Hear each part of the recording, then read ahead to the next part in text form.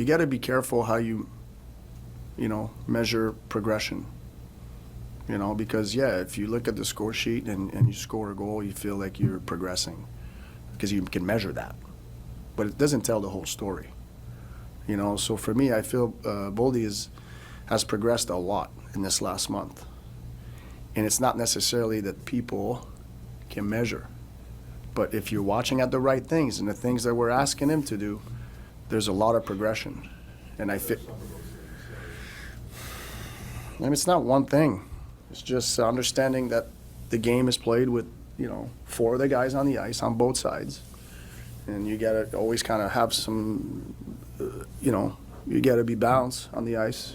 So you can't just skate where you want to skate. You got to go where the game needs you to go based on where everybody is. Sometimes you got to slow down, talk about, sometimes you got to accelerate.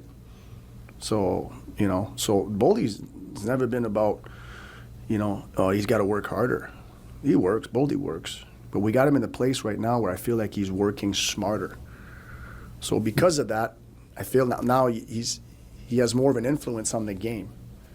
Not necessarily like, he has more of influence on the game with stuff that you can't really measure unless you're really watching for some of these things. And if you understand the principles of a collective game, and I feel like he's been able to influence the game more. And if he keeps doing that, hopefully we'll have stuff that you can measure that makes him feel good. But until you do those things consistently, you might get a bounce here and there and get lucky and thinks that, oh, I'm back.